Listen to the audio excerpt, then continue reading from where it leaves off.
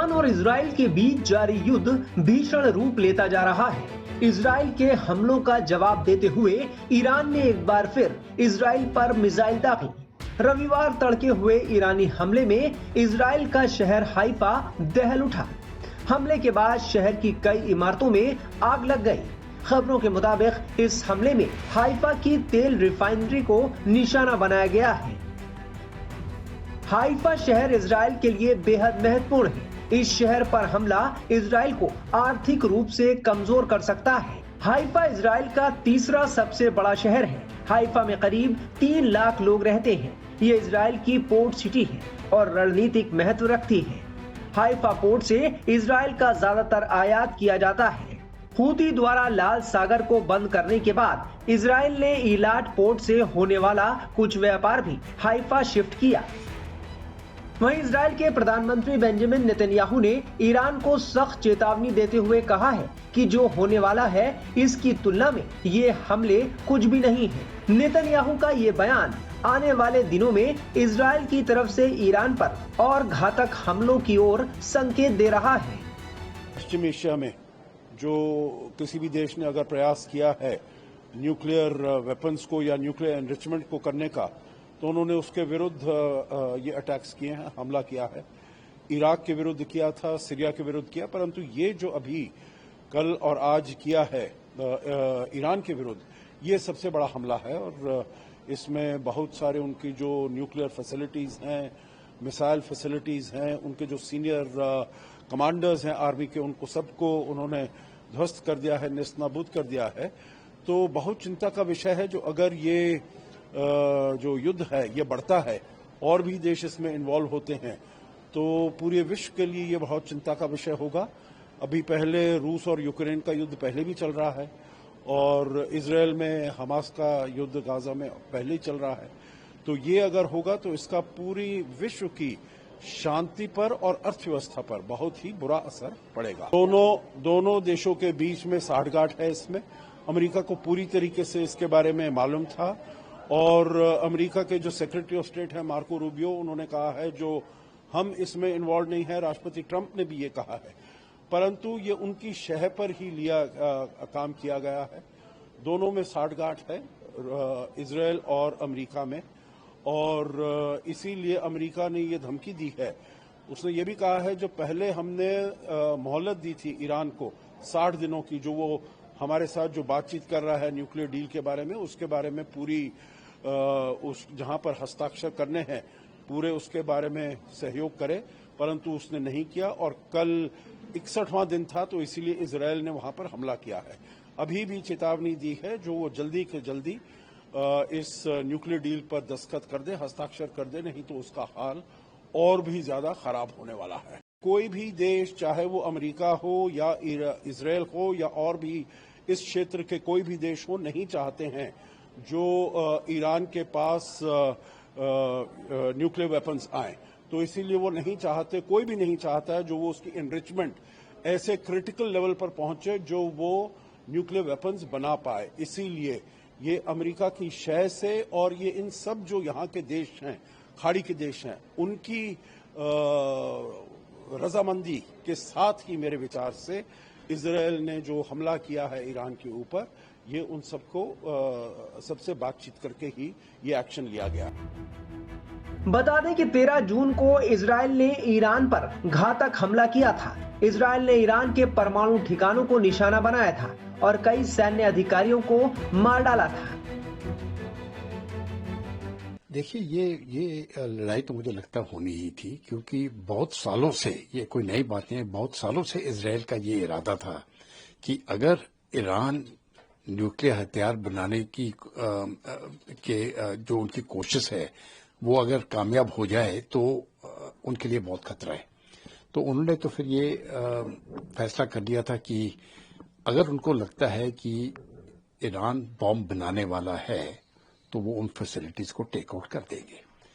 अभी जो मौजूदा हालात है, जिस प्रकार से ईरान का न्यूक्लियर प्रोग्राम चल रहा था, मुझे लगता है कि ईरान को लगा कि ये बॉम्ब बनाने वाले हैं और ये हमला उन्होंने कर दिया। तो ये तो आज नहीं तो कल तो होना ही था। ये सर, ईरान ने एक व्यक्ति की मृत्यु हुई और 34 इंजर्ड हुए। अभी देखिए, जहां तक ईरान की मिसाइल फायरिंग है, मुझे लगता है 100 से ऊपर मिसाइल उन्होंने फायर किए हैं और कई मिसाइल इंटरसेप्ट हुई है, लेकिन कई मिसाइल जो है वो सिविलियन टारगेट्स पे गिरी है। इस प्रकार की कैजुअलिटीज ये तो होनी ही थी और मुझे लगता है और ज्यादा होंगी, क्योंकि ये हमले बंद होने वाले नहीं है। इजराइल भी अपने हमले जारी रखेगा और ईरान भी अपना जारी रखेगा। तो मुझे लगता है ये कम से कम कुछ दिनों के लिए तो ये एस्केलेशन जो है ये बढ़ती जाएगी। सर, यूनाइटेड स्टेट्स की तरफ से नहीं बताया गया कि रिटेलिएशन किस तरह से किया गया, कैसे स्ट्राइक्स को रोका गया और किन चीजों का प्रयोग किया गया? नहीं, जहां तक अमेरिका है उन्होंने तो साफ इनकार कर दिया है कि उन्होंने कहा कि हमने ये जो ईरान और इजराइल के बीच में ये जो हमला चल रहा है, उन्होंने बोला कि हम इसके बीच में नहीं है। तो उन्होंने तो क्लियर साफ कर दिया कि हम नहीं है। लेकिन उन्होंने ये भी कहा है कि अगर ईरान अमेरिकन टारगेट्स के ऊपर स्ट्राइक करता है तो वो ठीक नहीं होगा। तो मुझे लगता है एक चेतावनी दी है उन्होंने ईरान को कि ये जो आप अपनी लड़ाई है ये आप इजराइल के बीच में ही रखिए और उस डेरे के बाहर न जाए। दूसरी बात, जहां तक अमेरिका का सवाल है, बेशक वो डायरेक्ट सपोर्ट नहीं दे रहे हैं इस युद्ध में, लेकिन इंटेलिजेंस सपोर्ट और उस प्रकार का सपोर्ट जो है उनका पूरी तरह से इजराइल के साथ है। Sir, US president Donald Trump deal को लेकर किस तरह से आप देख रहे हैं यूएस प्रेसिडेंट के स्टेटमेंट? मुझे लगता है कि अभी तक भी अमेरिका के जो प्रेसिडेंट है वो दबाव डाल रहे हैं ईरान के ऊपर कि वो जो एक डील साइन करे न्यूक्लियर इश्यूज के ऊपर। बेसिकली डील का मतलब ये है कि जिस प्रकार से वो यूरेनियम वगैरह की प्रोसेसिंग करेंगे उसकी अकाउंटिंग होना चाहिए और ईरान न्यूक्लियर हथियार ना बनाए। अगर इस प्रकार का डील हो जाए तो मैं समझता हूं ये पूरा मामला खत्म हो जाएगा। लेकिन ईरान के आयतुल्लाह मुझे नहीं लगता है इसको मानने वाले हैं। तो मुझे लगता है ये युद्ध जो है ये आगे और चलेगा। सर, इजराइल बात की है और शांति बनाए रखने की अपील की है, बात की दोनों ही देशों के बीच में रिस्टोरेशन ऑफ पीस और स्टेबिलिटी हो। देखिए, जहां तक भारत की बात है, भारत को तो जो भी कॉन्फ्लिक्ट वेस्ट एशिया में होती है ये भारत के लिए बहुत खतरनाक है और इसका कारण सिर्फ एक है, जो हमारे एनर्जी इनफ्लोज हैं वो सबसे ज्यादा हमारा वेस्ट एशिया से आते हैं। और अगर वहां पर युद्ध चलता रहे और इन एनर्जी फ्लोज के ऊपर जो ऑयल और गैस हमारा वहां से आता है उसको अगर इम्पैक्ट हो जाए तो कीमतें बहुत ज्यादा चढ़ जाएंगी। तो इसलिए जहां तक भारत के अपने इंटरेस्ट हैं वहां पर युद्ध नहीं होना चाहिए और इसीलिए प्रधानमंत्री ने दोनों पार्टी से अपील की है कि जो भी उनका मामला है आपस में डिप्लोमेटिक और पॉलिटिकल तरीके से उसको हल करें। इजराइल के हमले के बाद ईरान ने भी जबरदस्त पलटवार किया। ईरान ने बीते शुक्रवार रात को इजराइल पर सैकड़ों मिसाइलें दागी, जिसमें इजराइल को बहुत भारी नुकसान की खबर है। इजराइल का अटैक, मेरे ख्याल से इसमें नया कुछ नहीं है, केवल नया यह है कि हुआ कब। ये होना था, अभी नहीं होता था, 1 साल बाद होता, 5 साल बाद होता, ये सिचुएशन आनी थी। 1 सेकेंडली, ट्रंप और अमेरिकन डिप्लोमेसी और मिलिट्री का रोल, बॉटम लाइन अमेरिका की यह है कि वो इजराइल के साथ खड़ा रहता है। चाहे जितनी मर्जी डिबेट्स हों, डिस्कशंस हों, फोन कॉल्स नहीं कर रहे ट्रंप और नेतन्याहू से रुस रखे इन अ वे, बट बॉटम लाइन एंड में जाके अमेरिका इजराइल के साथ ही होता है। अमेरिका को पता था इस अटैक के बारे में, अमेरिका ने मदद करी होगी इस अटैक में अपनी सैटेलाइट इमेजरी वगैरह इजराइल को देके, इजराइल को डिफेंड करने में जो ईरान मिसाइल्स मांग रहा है। तो अमेरिका का रोल यही एक्सपेक्टेड था और है।